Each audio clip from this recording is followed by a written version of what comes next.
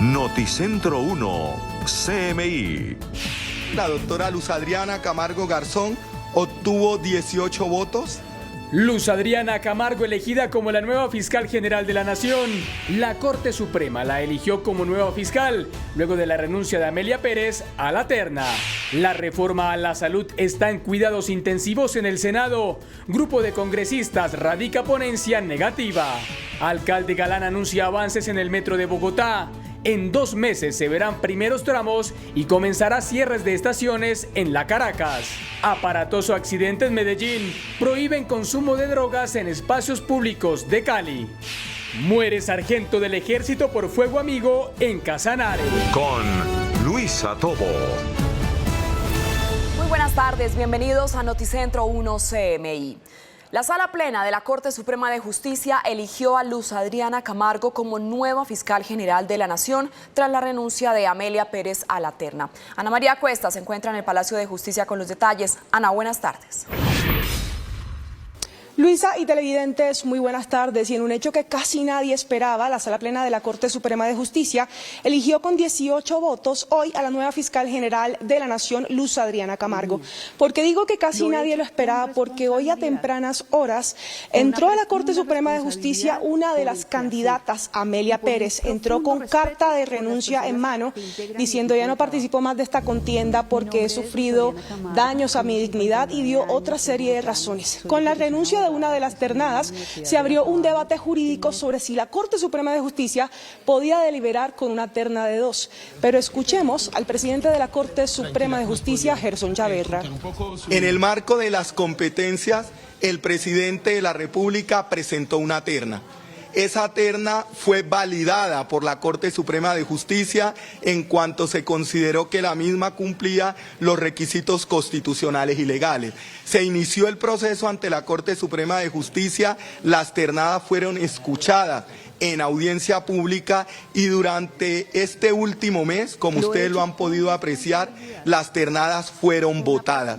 De manera que se consideró que la presentación de una renuncia a 10 minutos de iniciar la Sala Plena Extraordinaria para elegir la nueva fiscal general de la Nación era absolutamente inane, por cuanto ya el proceso de consolidación de la terna estaba determinado. Además, la Sala también en punto de deliberaciones consideró que no es competente para resolver sobre la presentación de una renuncia, por cuanto quien conforma la terna es el presidente de la República. El magistrado Gerson Chaverra confirmó que la elección de Luz Adriana Camargo se produjo solo en una ronda de votación.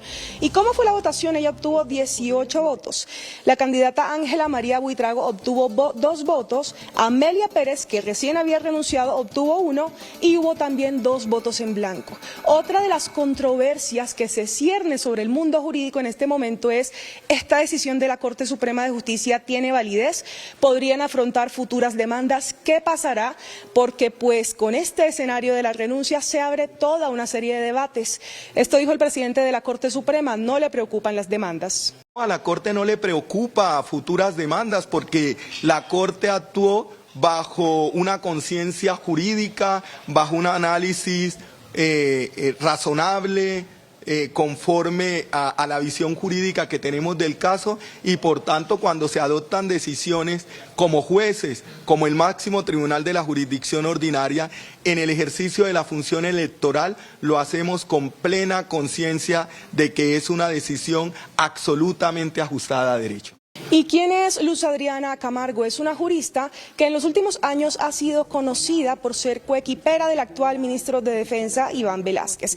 Con él trabajó en la Comisión contra la Impunidad de Guatemala y en el rol de magistrada auxiliar en la Corte Suprema de Justicia. El presidente de la Corte complementa el perfil de la nueva fiscal general de la Nación. La hoja de vida de la doctora Luz Adriana Camargo nos muestra que es una persona que durante 8 años se desempeñó como magistrada auxiliar de la Corte Suprema de Justicia, en cuyo desempeño tuvo la oportunidad de trabajar lo relacionado con el recurso extraordinario de casación y de revisión. También durante esos años, como magistrada auxiliar de la Corte Suprema de Justicia, la doctora Luz Adriana Camargo integró la comisión encargada de la investigación de la parapolítica, como también integró la comisión encargada de la investigación de procesos contra aforados constitucionales por delitos contra la Administración de Justicia.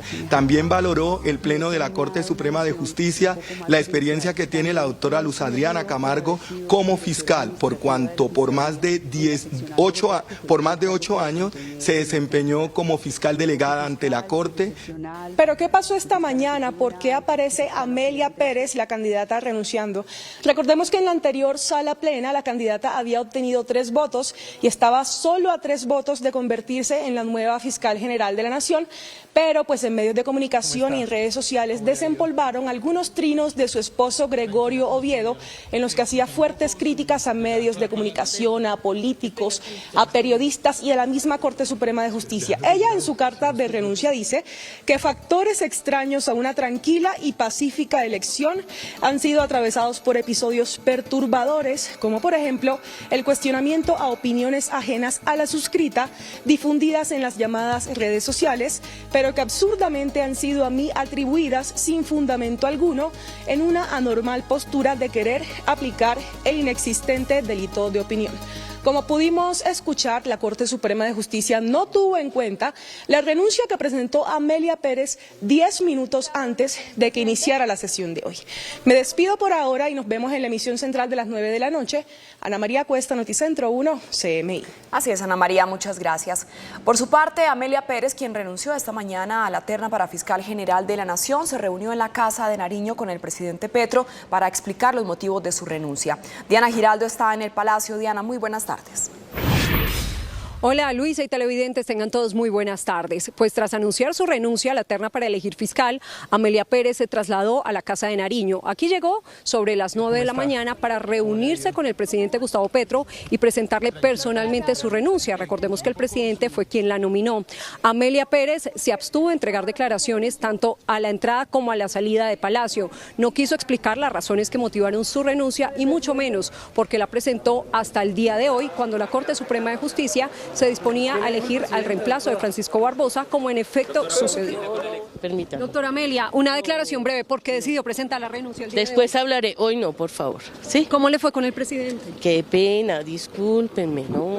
Pero es que el país tiene muchas, yo sé que es, pero el país tiene muchas dudas sobre su renuncia Con la última hora. carta que yo pasé deben de conocer. Perfecto. Disculpen. No tengo opiniones al respecto, no voy a hablar. El presidente Gustavo Petro aún no se ha pronunciado de la decisión que tomó la Corte Suprema de Justicia de elegir a Luz Adriana Camargo como nueva fiscal general de la Nación. El mandatario estuvo durante toda la mañana reunido con Amelia Pérez, quien renunció a la terna, y pospuso, no se sabe para cuándo, una rueda de prensa que estaba programada sobre el metro de Bogotá. Recordemos que el gobierno nacional había contratado un estudio con la Sociedad Colombiana de Ingenieros para mirar la viabilidad de soterrar un tramo de la primera línea, pues todavía no se conocen los resultados, aunque para hoy estaba prevista esta rueda de prensa, quedó aplazada por estos hechos coyunturales de la renuncia de Amelia Pérez a la terna y de la elección de la nueva fiscal general de la Nación. Es por lo pronto la información que originamos en directo desde la Casa de Nariño. Diana Giraldo, Noticentro 1, CMI. Diana, muchas gracias. El alcalde Carlos Fernando Galán anunció avances en el metro de Bogotá. Explicó que en 2 meses se comenzarán a ver los primeros tramos del proyecto y que comenzará el cierre de las estaciones en la avenida Caracas. Nicolás Romero, muy buenas tardes. ¿Qué más dice el alcalde mayor? Luisa, cordial saludo para usted y para toda nuestra audiencia. El mandatario en esta visita aquí a tan solo unos metros del patio taller, ubicado en la localidad de Bosa, suroccidente de la capital de la República, aseguró lo que usted mencionaba sobre estas estaciones de Transmilenio que van a ser cerradas, pero también se refirió al estudio por parte de la Sociedad Colombiana de Ingenieros que fue pagado por la Agencia Nacional de Infraestructura y que fue conocido en los últimos días. Escuchemos a continuación al mandatario. Para el gobierno era importante ese producto que estaban esperando la Sociedad Colombiana de Ingenieros, porque me lo manifestó el presidente, iba a marcar la ruta de lo que consideraba el gobierno había que hacer. Yo la manifesté al presidente desde el primer momento que para nosotros es importante que se avance en una metodología a futuro para proyectos de esta índole, que entendíamos que este proyecto, y así lo sigo entendiendo, es un proyecto contratado, en ejecución y avanzando como ustedes lo ven y que va a seguir avanzando. Lo que ha dicho ese producto que fue contratado por el Gobierno Nacional, por la ANI, es que según la información que conocemos de medios, no nos lo han entregado formalmente todavía, es que claramente se ratifica que este proyecto tiene mucho más avance en términos de todos los estudios requeridos para construirse. Por una parte, también tiene menor costo. Y para conocer mayor detalle de lo que estamos viviendo, de lo que estamos presenciando en este momento, las obras de la primera línea del Metro de Bogotá, me acompaña precisamente el gerente de la empresa Metro de Bogotá, doctor Leonidas, bienvenido a Noticentro 1 CMI. Hablaba usted con el alcalde sobre cuándo veremos nosotros el viaducto de manera completa en toda la ciudad, desde aquí hasta Chapinero. El viaducto completo lo estamos viendo hacia septiembre del 2027 como está programado. Hay unos hitos intermedios que tenemos que cumplir, como lo mencionaba el alcalde, hacia el primer trimestre del 2026 tenemos que tener terminados 5.700 metros lineales de viaducto desde aquí, desde el patio taller, hasta poco más allá de la segunda estación. Estos 5.700 metros lineales se van a utilizar para hacer pruebas de los trenes que van a empezar a llegar en el tercer o cuarto trimestre de 2025. Vamos a recibir 2 trenes y cada tren tiene que hacer pruebas de recorrido de 2.500 kilómetros, acelerando en curvas, parando en las estaciones, haciendo control de apertura de puertas, que es muy importante por el proceso de seguridad. Es un protocolo de seguridad que tiene que cumplir todos los trenes y vamos a empezar a ver en el primer trimestre de 2026 los trenes movilizándose para cumplir con esos protocolos de seguridad. Gerente, se mencionó el cierre de algunas estaciones ya de manera pronta en la troncal de la Caracas. ¿Cuáles van a ser y cuándo empezarán esos cierres? Estamos estudiando con la administración distrital, con el liderazgo del señor alcalde Galán, los cierres de 2 estaciones en el mes de mayo, la calle 26 y Marley. Estaremos ya haciendo unas divulgaciones de cómo se va a dar la movilidad de los vehículos mixtos, de Transmilenio, de la gente que ingresaba a esas estaciones y que ahora van a tener que utilizar estaciones anexas o que están ahí al lado. Esa gran divulgación la haremos en estos 2 meses, pero ya es necesario empezar a ver obra, cimentaciones, viaductos en la Caracas para poder cumplir con las fechas que tenemos en el contrato y poder ver una realidad. La primera línea del Metro de Bogotá, desde acá, desde la estación El Corso, el Patio Taller, hasta la calle 72. Sobre esas fechas, rápidamente, gerente, usted había hecho un llamado de atención, ¿no?, a la gerencia encargada de la construcción del tramo que está en la 72 con Caracas. ¿Cómo fue acatado ese llamado? ¿Cómo están haciendo para solventar ese retraso que hay en este momento, especialmente en ese punto? ¿Cuándo va a ser entregado ese intercambiador tan importante de la 72 con Caracas, que pues empata la primera y la segunda línea? El llamado es un llamado preventivo porque nosotros tenemos herramientas técnicas que nos permiten ver cómo va a ir avanzando el proyecto. Ha sido acatado de manera adecuada, estamos viendo unos rendimientos mayores, han ingresado más personal, tenemos un gerente directivo que acaba de llegar, que es una contribución importante del consorcio Metrolínea 1 para que podamos seguir en esta agilización y no perder la responsabilidad del cumplimiento de los hitos como están establecidos en el contrato y darle cumplimiento a esas fechas. Entonces vamos a seguir en estas acciones preventivas, vamos a seguir con la lupa puesta en el proceso de construcción, en que todos los días se cumpla y se desarrolle y se dinamice más las actividades de la primera línea del Metro de Bogotá. 4 de octubre listo entonces el intercambiador. Estamos apostándole a eso. Consideramos hoy, en marzo, que todavía tenemos capacidades para llegar a esa fecha y estamos trabajando con el consorcio y la interventoría para dar cumplimiento a esa fecha. Es el gerente de la empresa Metro de Bogotá. Muchas gracias por acompañarnos en Noticentro 1 CMI. Por ahora la información que originamos desde el suroccidente de la capital de la República. Tenemos más en Noticentro 1 CMI. Muchas gracias, Nicolás. Videos de cámaras registraron un impactante accidente en Medellín que dejó 2 personas heridas, una de ellas de gravedad. Hernán Muñoz tiene la información. Hernán, buenas tardes. Luisa, ¿qué tal? Buenas tardes para usted y para todos los televidentes. Ocurrió en el barrio Caicedo La Toma, aquí muy cerca del centro de la capital de Antioquia. En las imágenes se observa cómo un vehículo particular embiste a dos personas muy cerca de un colegio. Una de ellas, nos acaban de confirmar, se encuentra en una unidad de cuidados intensivos. Así fueron embestidos estos dos hombres en el barrio Caicedo La Toma de Medellín. Una de las víctimas se levanta y camina, luego se devuelve y recoge los zapatos del otro joven, quien tras el impacto contra un muro quedó tirado en la calle.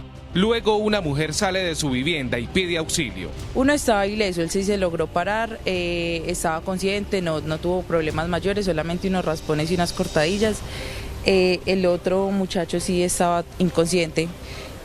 No fue sino hasta que bajamos y lo miramos que él abrió los ojos, no era capaz de hablar, tenía la parte de la mandíbula totalmente como encajada, entonces no era capaz de expresarse, el shock tampoco, está volteado, pues sí, en un estado complejo.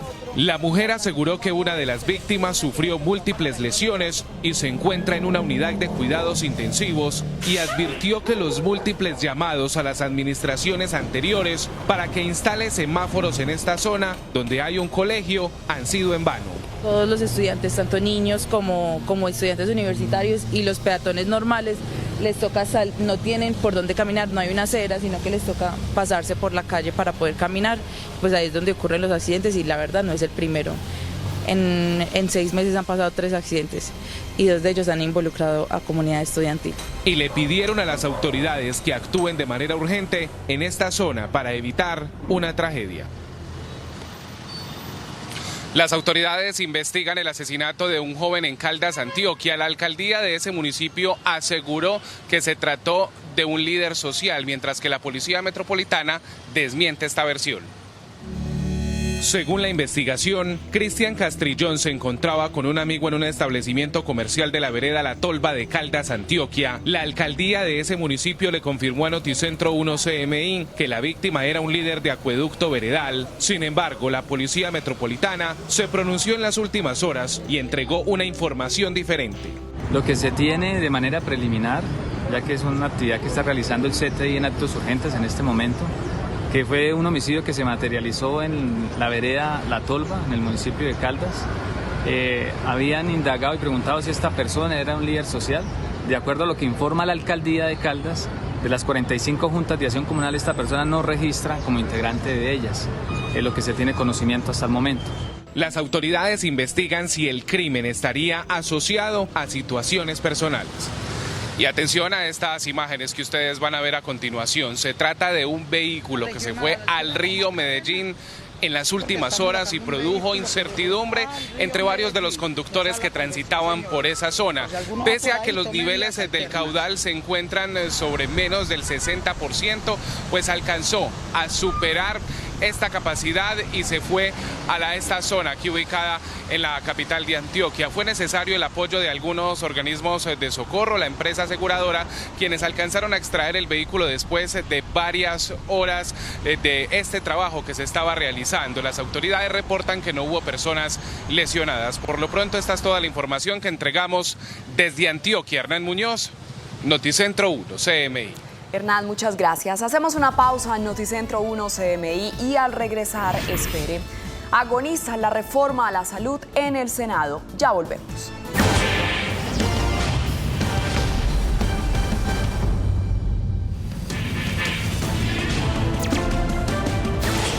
Fue expedido el decreto que prohíbe el consumo de sustancias psicoactivas en espacios públicos de Cali.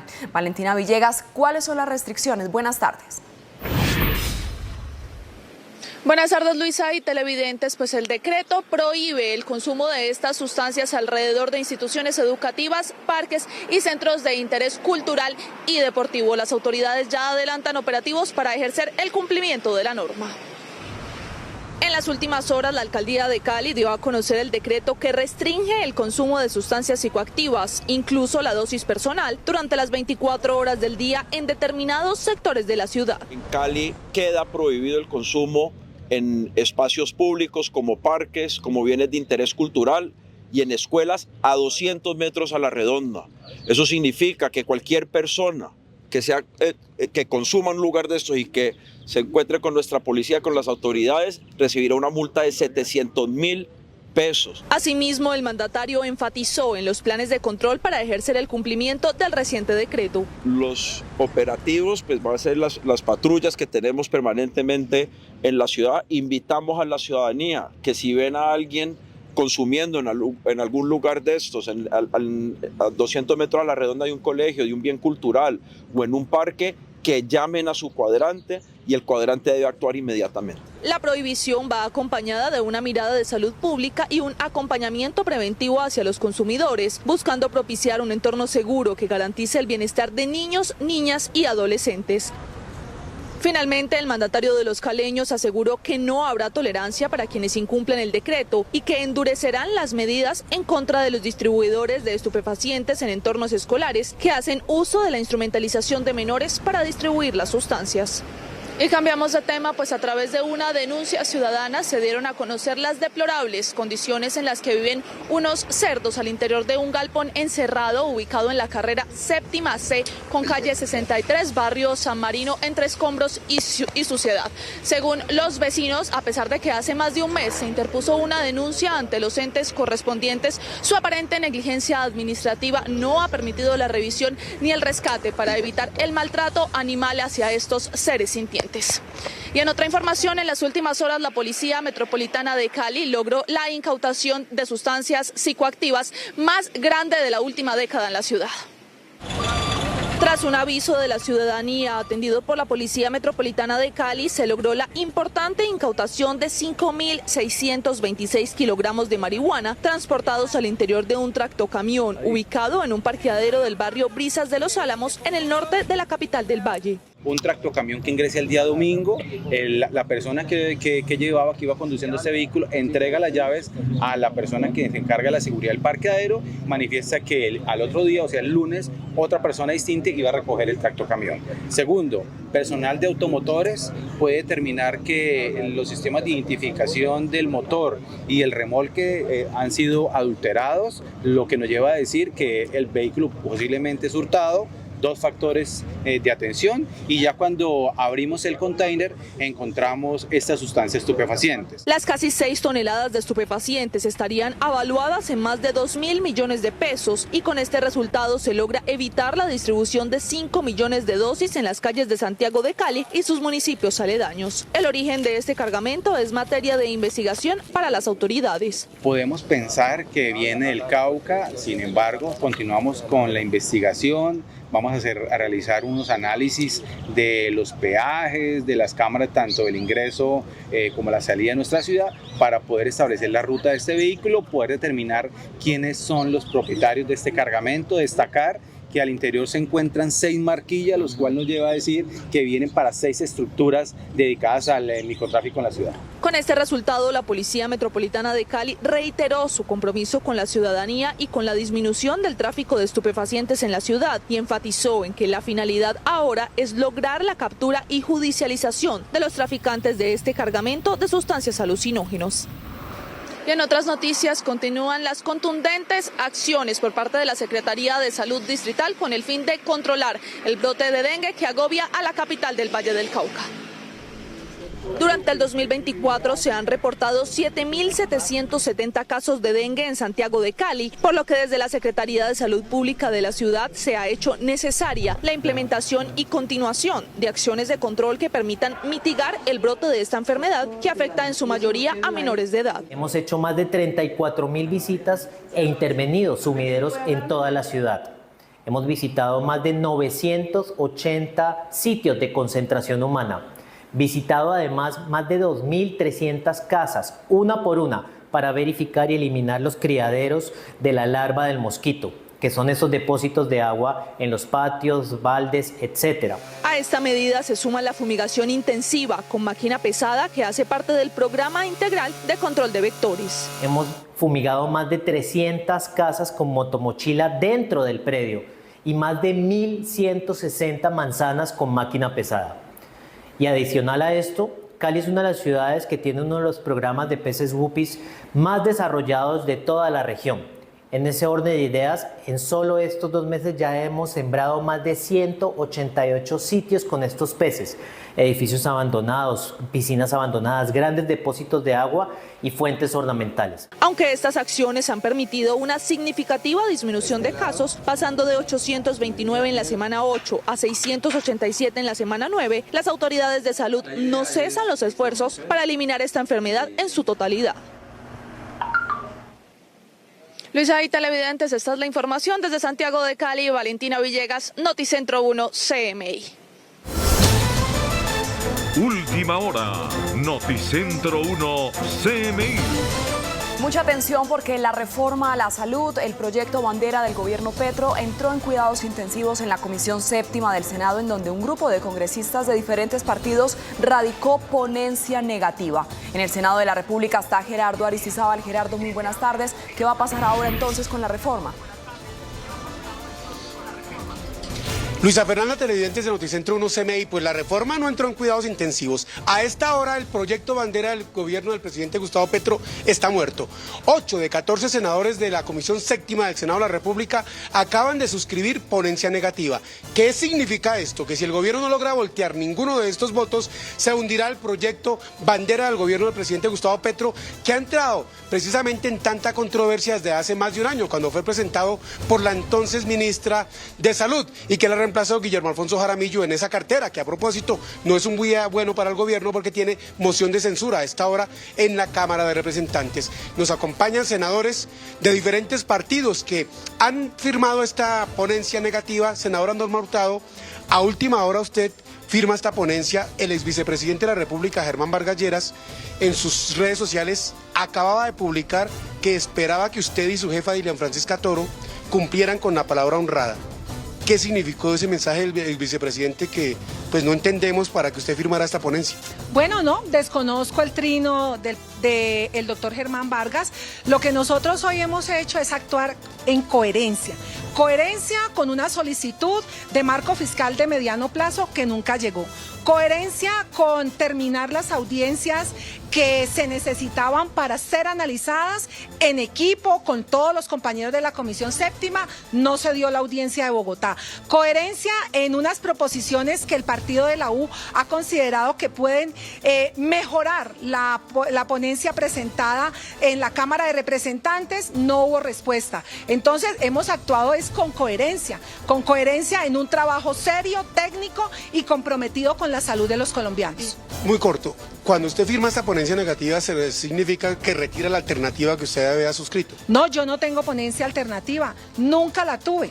Jamás he tenido una ponencia alternativa de la reforma a la salud. Siempre pensábamos en que logrando el consenso de unos artículos podría llegarse a mejorar la ponencia del gobierno. No hubo una respuesta, no hubo una atención a este llamado y tampoco hubo una respuesta por parte del Ministerio de Hacienda de un marco fiscal que es necesario para garantizarle a la gente una prestación de servicios en salud con el nuevo modelo. Así que hoy hemos ratificado lo que hemos venido diciendo durante muchos días. La senadora Norma Hurtado del partido de la U, senador Miguel Ángel Pinto, usted fue quien anunció junto con sus compañeros, otros senadores, qué pena, aquí me quito, la senadora Berenice, la senadora Lorena Ríos, la senadora Nadia Blel del Partido Conservador, el senador Elio Barrera del Centro Democrático, senador Honorio Enríquez del Centro Democrático, senador, se me fue su nombre, qué vergüenza, Alfredo Marín del Partido Conservador, sí señor.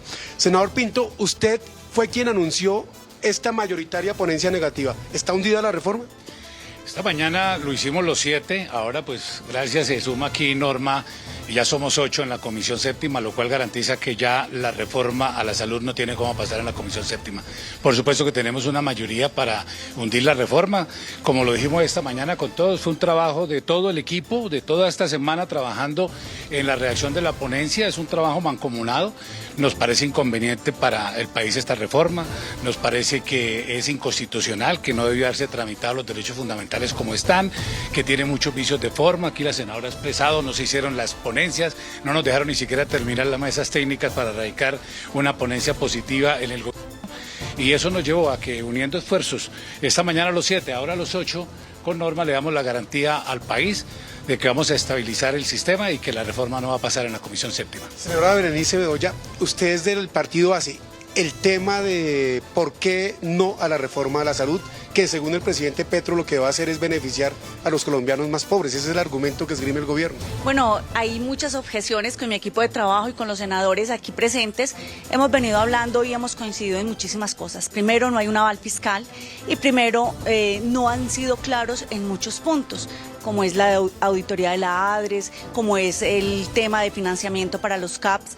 Son muchísimos temas que llegamos a la conclusión y siendo muy coherentes, no es la reforma que necesita Colombia, es una reforma consensada con todos nosotros y con las empresas o las instituciones que ya tienen la experiencia. Y la última pregunta, aunque en estudio ya me están diciendo que debemos ir y retornar con más noticias. Senador Oniro Enríquez, ¿no hay posibilidad de que alguno se mueva? Es decir, ¿la reforma está hundida de verdad, verdad?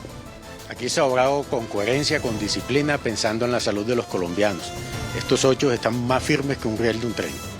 Ahí, televidentes de Noticentro 1 CMI, tienen ustedes a los protagonistas de la noticia del día, aparte, por supuesto, de la elección de la nueva fiscal general de la Nación, el hundimiento de la reforma a la salud. 8 de 14 senadores de la Comisión Séptima, aquí donde nos encontramos, han suscrito ponencia negativa y votarán en concordancia. Desde el Senado de la República, Gerardo Aristizábal, Noticentro 1 CMI. Gerardo, muchas gracias. Un sargento del ejército murió luego de ser baleado por compañeros suyos en medio de hechos confusos. Estiluengas, muy buenas tardes. ¿Qué fue lo que ocurrió y qué dice el ejército? Así es, Luisa y televidentes, pues un lamentable hecho presentado en el departamento de Casanare, donde fue asesinado un suboficial del Ejército Nacional.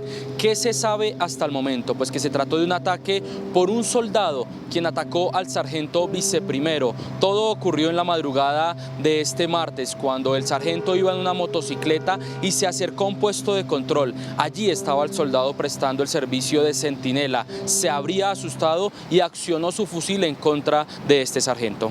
En desarrollo de operaciones de estabilidad para mantener el control territorial y seguridad de la región, en la madrugada de hoy, en área general del municipio de Támara, Casanare, durante movimiento motorizado se produce fuego amigo que conduce a la muerte del sargento viceprimero Juan Camilo Forero González, orgánico del grupo de caballería Guías del Casanare. Policía Judicial ya está en el lugar de los hechos para esclarecer este ataque que han denominado como fuego amigo. Este comando adelanta las investigaciones disciplinarias, así como también poner los hechos en conocimiento de la justicia penal militar para adelantar las investigaciones pertinentes, y dispuso de un equipo interdisciplinario para el acompañamiento psicológico y espiritual de la familia de nuestro suboficial. Y a esta hora de la tarde cambiamos de noticia porque el Instituto Nacional Penitenciario y Carcelario tomó medidas contra alias Satanás, el peor extorsionista de Bogotá, que está en una cárcel en nuestra ciudad. Pues ha dicho el director de esta entidad que se toman drásticas medidas como vigilancia 24 horas del día. Esto luego de conocerse algunas cartas que le habría enviado este sujeto a guardias del IMPEC amenazándolos y hasta el mismo alcalde de la ciudad. Esas amenazas y esa carta y esa investigación que esta mañana fue relevada en algunos medios de comunicación fue en enero. Fue una situación que se presentó en enero a raíz de unas alertas que tuvimos, unas informaciones que recibimos de posibles hechos de corrupción en Valledupar, además de la amenaza que le envió la directora. Entonces se envió una comisión directamente desde Bogotá, articulado con la Fiscalía General de la Nación, para que recibiera las denuncias, para que abriera una investigación penal en contra de alias Satanás y en contra de los servidores penitenciarios que seguramente podían estar incluidos o inmersos en hechos de corrupción. Y también se reveló por parte del IMPEC cuál es el centro de reclusión del padrastro del pequeño Jerónimo Angulo, quien habría sido asesinado en manos de este sujeto en el municipio de Fusagasugá. Estamos en la recepción y es posible que sea trasladado o fijado en la cárcel de máxima seguridad de Convitabarle. Cárcel de máxima seguridad para este sujeto, quien también, según la Fiscalía, habría torturado, habría abusado sexualmente de este niño de 3 años de edad. En otras noticias, Noticentro 1 CMI habló con el director encargado de la Policía Antinarcóticos, quien explicó por qué el gobierno nacional bajó la meta de erradicación de cultivos de hoja de coca. El año pasado la meta era de 20.000 hectáreas y para este año quedó en 10.000 hectáreas. En diálogo con Noticentro 1 CMI, el coronel Luis Fernando Serna Zapata, director de antinarcóticos encargado, entregó detalles del por qué el gobierno nacional bajó la meta de erradicación de 20.000 hectáreas que había para el año pasado a 10.000 para 2024. Dos procesos, digamos, importantes a tener en cuenta. Uno, que es llevar a cabo la sustitución de cultivos, y la segunda, atacar los cultivos, digamos, industriales principalmente. Reveló la cifra de hectáreas erradicadas en lo corrido de este año. A la fecha tenemos 267 hectáreas erradicadas. Recalcó que la policía tiene en este momento como prioridad la interdicción. 59 toneladas de clorhidrato de cocaína incautados, 111 toneladas de marihuana y más de 516.000 galones de insumos líquidos que se han incautado a nivel nacional. Estas son las regiones donde están concentrados los cultivos de hoja de coca. Norte de Santander, Nariño, Putumayo, Cauca, Antioquia, Bolívar, Córdoba, Caquetá y Chocó. Con estas noticias me despido desde el occidente de Bogotá, Stig Luengas en Noticentro 1 CMI. El primer ministro de Haití, Ariel Henry, anunció su renuncia en medio de la grave crisis desatada en la isla. El primer ministro haitiano Ariel Henry anunció este martes que dimitirá una vez se cree un Consejo Presidencial de Transición, capitulando ante la presión internacional que busca salvar al país abrumado por las bandas violentas que, según algunos expertos, han desatado una guerra civil a baja escala. Après le Conseil des ministres à Souéa, accepté pour mettre en place un Conseil présidentiel de transition.